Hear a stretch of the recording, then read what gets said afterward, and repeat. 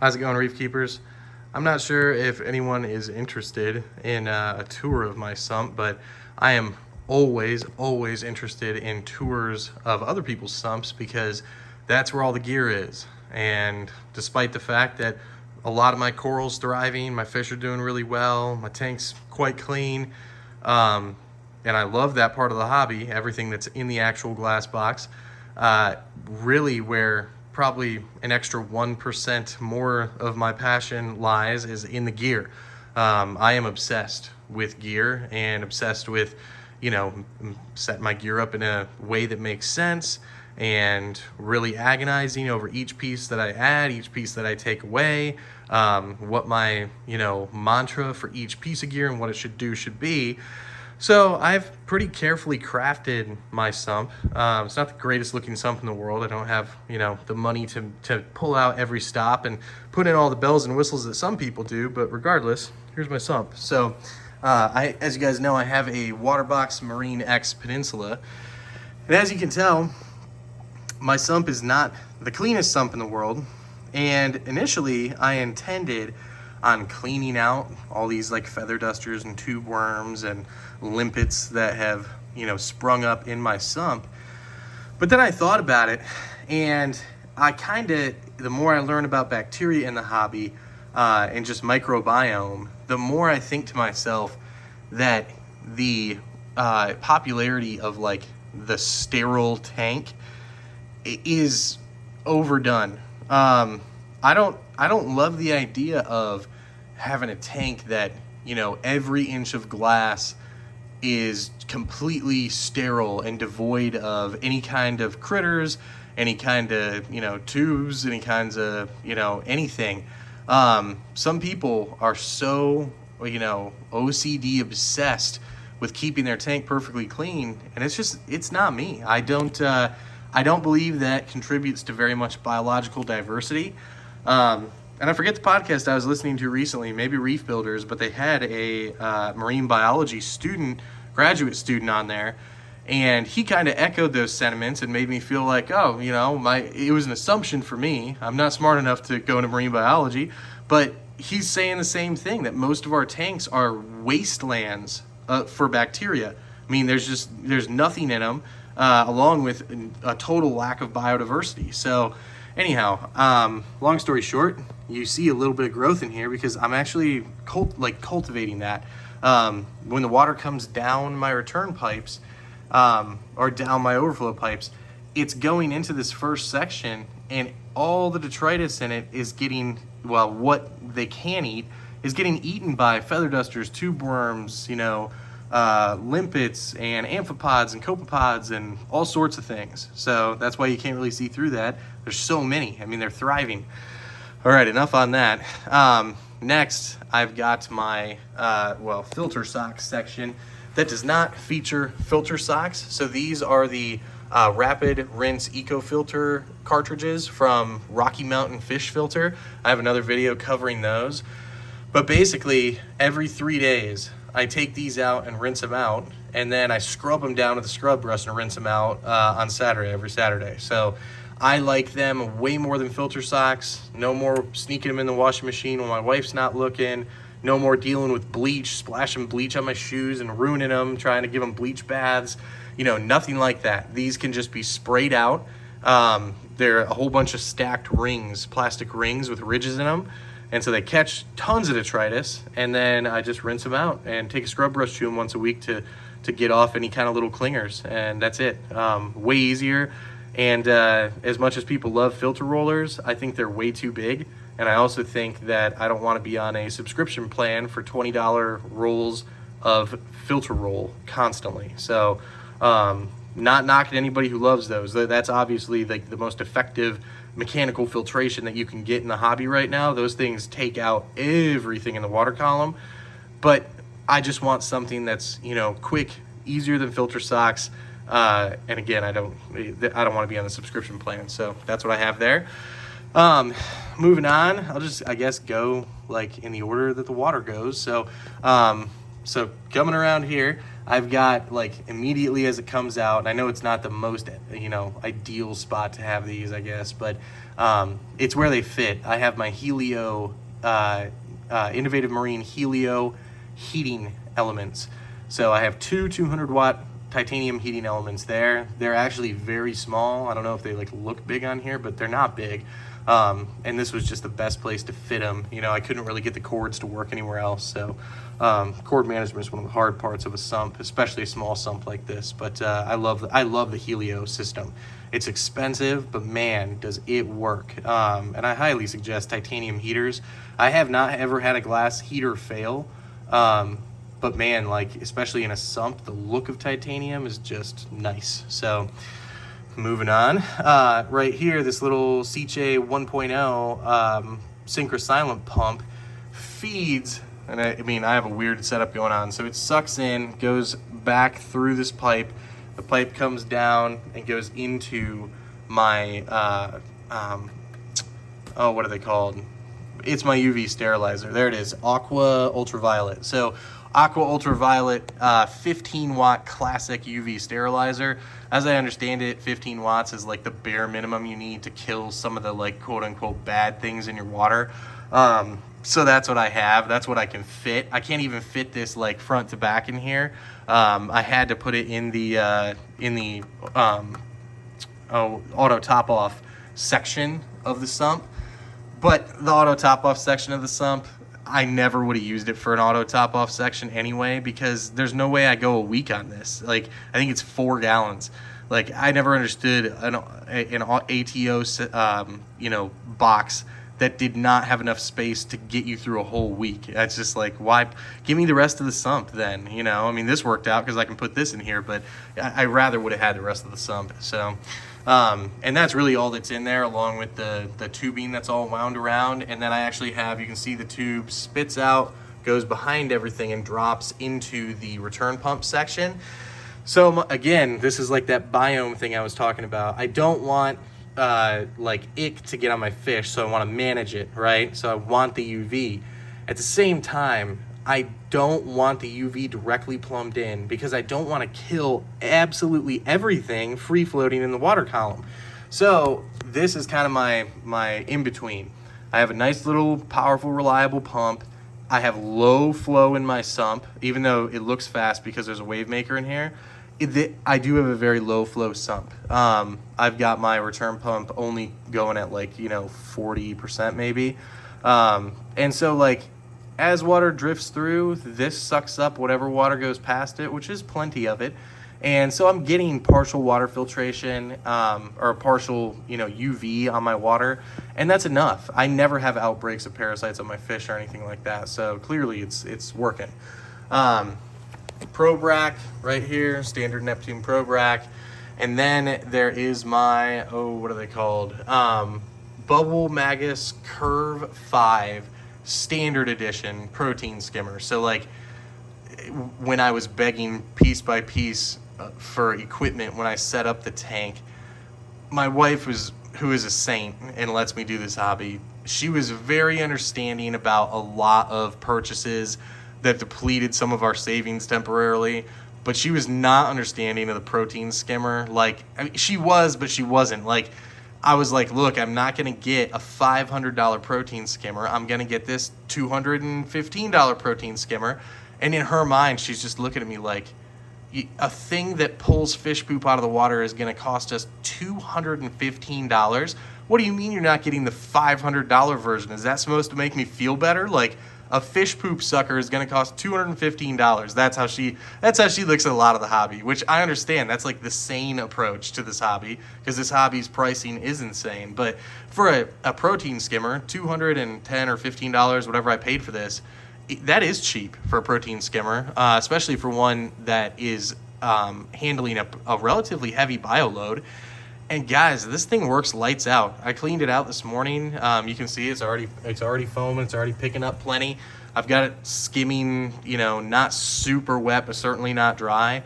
And I clean it out. I honestly pull it all apart and clean it out real good only once a year. I mean, this thing has longevity to it. The little pump in there, I think it's called a rock pump. It's rock solid. So I mean, that thing goes for a year before I need to service it and run it through citric acid. So no, I've been super happy with the protein skimmer. I have reviews on that as well. Very, very good. Up here, of course, Neptune Trident.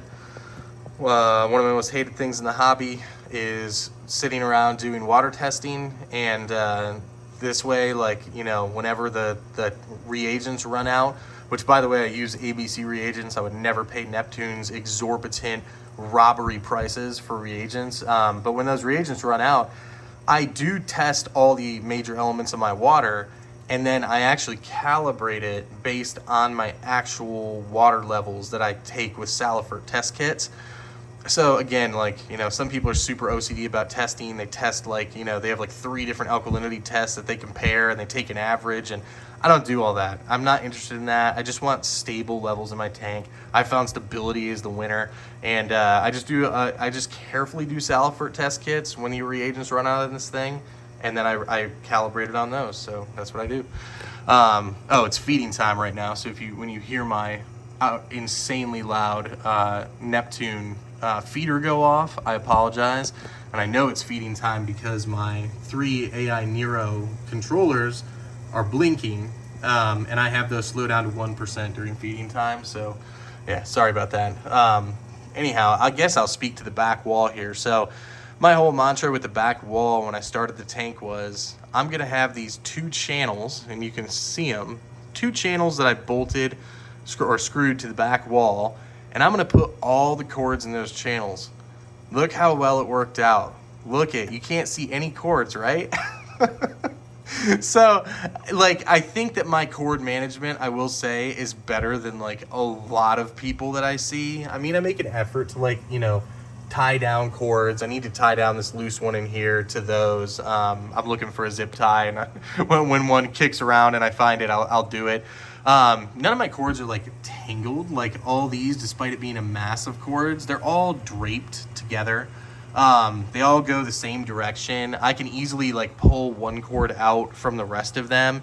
And that's my goal, is that, like, you know, doing anything to your electronics in your tank is the worst.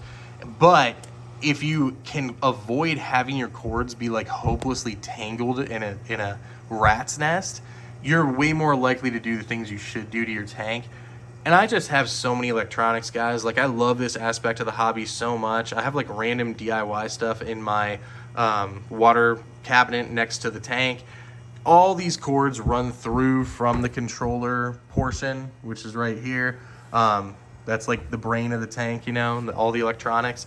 They all run through here and then into the water cabinet. So, like, there's an abnormal amount of cords that you see before you. And by the way, both those channels are absolutely packed to the gills. I mean, I couldn't get more in there. So I'll do a little, you know, peek at my controller cabinet and my water station another time. But anyhow, at that point, after I realized the cords would never be under control, I just started mitigating it. Up top, I have my Neptune, like various Neptune modules up high away from water, because I don't want to pay for any of those ever again. Good Lord. In the back, for return pumps, there's no way you're going to be able to see it, but I have a Core 15, and then I have as a backup return pump. So, like, this one, you can see right there in that little ugly spot on the piping. That's my main line. That's coming from the Core 15. And I have check valve units on here that you can see. This one on the Core 15 is open, right? And then this one on the emergency pump is closed, so I don't get any backflow. But the emergency pump is just like a J-Bow DCP 3000 or 4000, something like that. Rock solid, reliable. I test that once a month, make sure that it'll kick on. If I turn off the Core 15, it always does.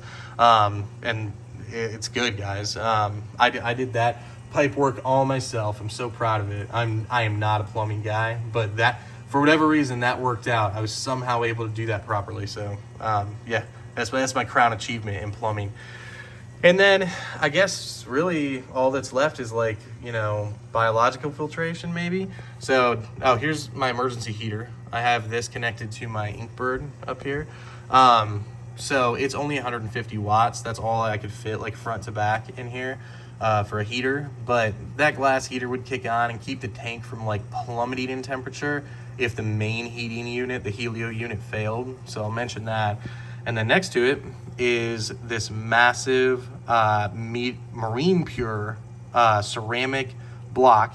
And then you can kind of see there's also a major plate, a marine pure plate. So this biological filtration, I don't know. I mean, you buy it and it's like $40 for that big block or whatever. You want to say that it works. I mean, I'm sure it does something, right? There's got to be, you know, micro whatever living in it. Got to be copepods living in it. It's basically like a big pod hotel. I haven't like taken a magnifying glass to the edge of the sump glass and like looked in there to see if I can see anything, but I don't know. I needed something to jack up the height of my skimmer. And by the way, this skimmer, if you were to buy it, it skims, it needs to be elevated more than they recommend for sure for it to work well. But yeah, I mean, it works well to jack up the skimmer, and like, I don't think any additional biological filtration can't be a bad thing. I'm sure I could take a bacteria test and run the numbers, but the other thing that I do in my sump is, I believe, pretty, you know, wholeheartedly in keeping the water within the sump moving and not just from like the natural passing through of water from overflow pipe back to return pipe. So like I have some kind of Ciche power head in the back there, or wave maker rather. And then I have some tiny little Italian, not Ciche, but another Italian brand wave maker that you can't see, that I actually run back here in the return section. And I run that in the return section because there's always like a film that develops. And I've got a Tunes osmolator. You can see the sensor unit right there. I have a Tunes osmolator in there, and I was finding that the sensor was getting covered in like the muck that was on the surface of the water.